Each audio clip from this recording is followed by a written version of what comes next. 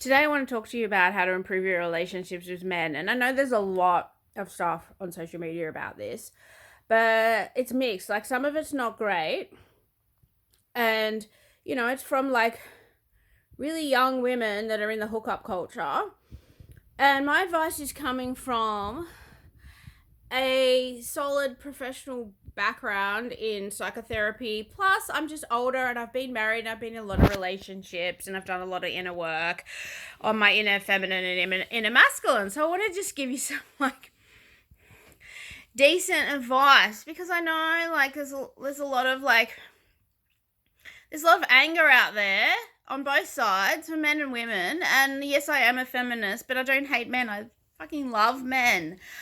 But my content's for women to help them get along better with men, because I know like a lot of women have not had like the greatest father figures and they've had like bad experiences in patriarchy and all these things. And like it affects us, and it's not our fault, but we do have to heal from it. And one of the things that has really helped me, because like I've been through that same thing of like not getting along with my dad, and then like going out and having bad experiences in patriarchy. And I just want to I want to give some advice from my perspective, which is basically I had a lot of resistance to the masculine for a very long time. Like I always knew that I loved the masculine. And it's really about healing your own inner masculine side, right? This is the absolute key to improving a relationship with men. Like you've got to heal. Unfortunately, you've got to heal your father issues and anything bad that's happened to you with a shadow masculine, that any way that masculine has abused you need to heal from that. No, it's not your fault and it fucking sucks. So that's one thing, because you can't carry anger towards the masculine, but you do need to protect yourself from the bad ones.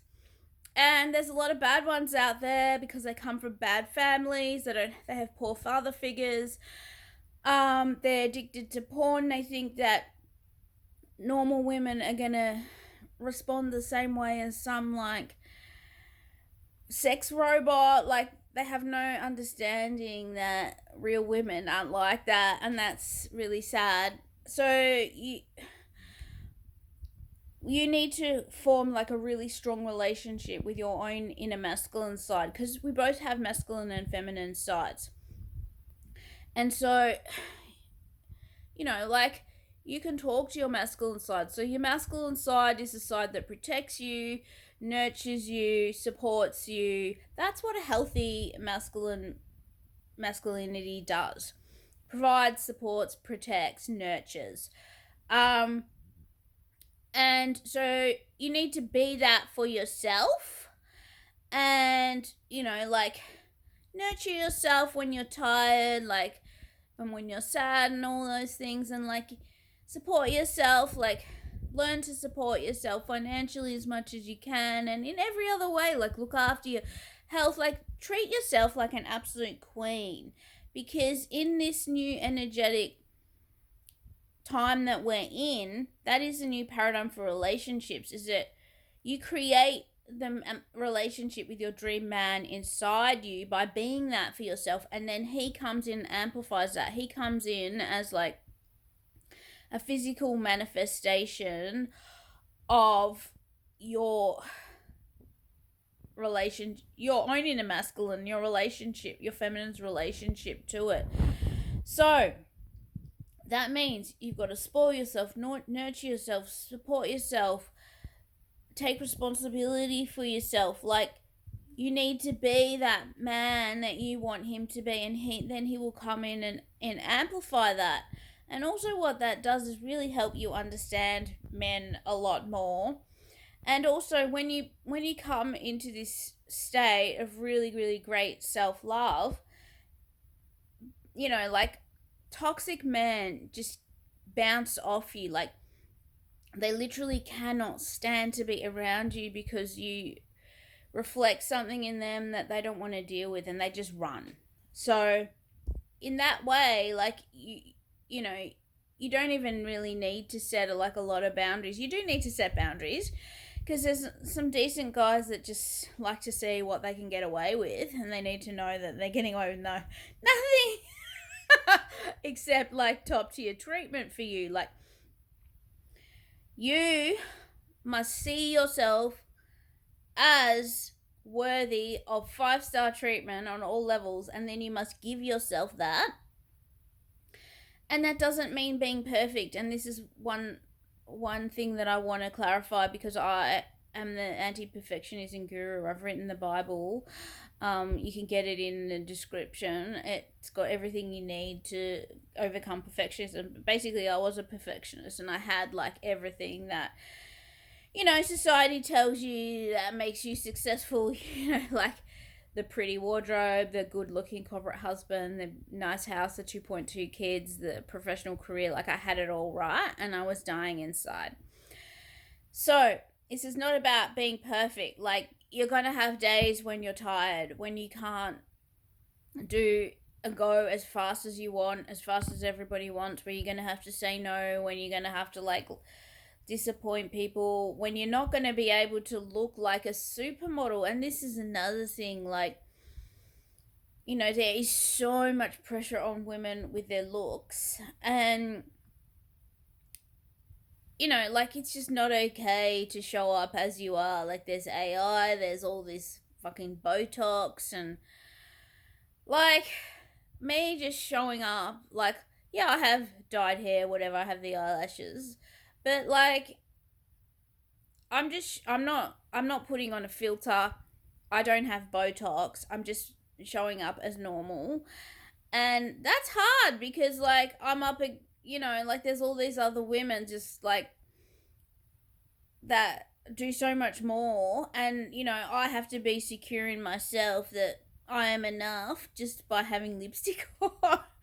But I'm just acknowledging that there's a lot of pressure, and you don't have to look perfect every day. Yes, make an effort as much as you can, but if you're really tired and you just want to be at home in your trackies, or even if you want to go out one day in your trackies, it's okay. Like, there's some women that won't even leave the house if they're not wearing makeup, and I sort of get it because it's armor. But at the same time, I think, it's if you can be secure in yourself enough to just wear and jeans and a t-shirt and not even wear makeup, like, that's a good place to get to. It's not about being lazy. It's I don't always need to uphold these impossible standards. um but yeah, I mean, it sounds like I'm going off topic, but really what I'm trying to say is it is your relationship with yourself. Like, and you can even talk to your inner masculine, like I do, and he tells me things from the masculine perspective, which is mind blowing. Like, it's so helpful. And you understand like how much responsibility a man feels for a woman when you really start connecting with your own masculine side, and why when they fall in love it's really overwhelming for them. Like, it's overwhelming for everybody, but because it's a big responsibility, and like they feel very, very vulnerable. And I think once you start to understand the masculine side of yourself better, you have a lot more empathy and compassion for men, and respect for them as well. Like, um like, if you're at war with yourself, it's going to be very hard to have a peaceful relationship. Like, if you're rejecting the masculine parts of yourself. Like, if you just I know it's a female fantasy to just lie around and have passive income and eat grapes, and yes, to a certain extent you can have that, but not completely. You still need to do things. You still need to set up your business. You still need to like exercise and eat well, and like, you can't just lie around and take no responsibility for anything. Like, you need to have that masculine side. And yeah, so it's not about going out there looking for a boyfriend. And listen, I've done it all. I've done all the mistakes. It's not even about going on dating apps. Like, it's forming, coming into peace with yourself, with your masculine and feminine sides. And, it's a big, big topic. So, you know, if you want to do a coaching call, you can click in the link below. And also, like, you can get my anti perfectionism book. But yeah, basically, when you become at peace with yourself, when you heal all these wounds that you have around men and, your dad and like money and worthiness and all this, then you start to attract better men. And there might be a stage where you attract no one. And this is just a transition period. Um,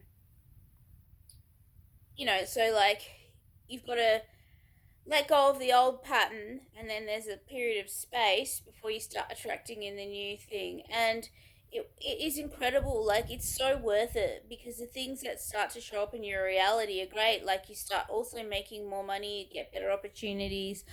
Like, it's so worth healing your relationships with masculine, because it goes beyond like a romantic relationship. So I want you to take the focus off worrying what he's doing. Like,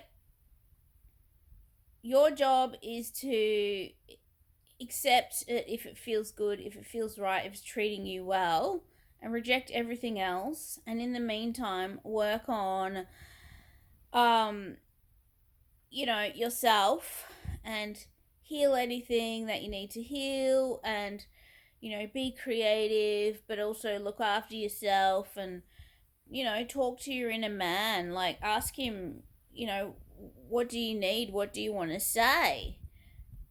Someone's trying to call me right now. It's probably a man. This always happens when I do this, and it's what I mean, how powerful it is.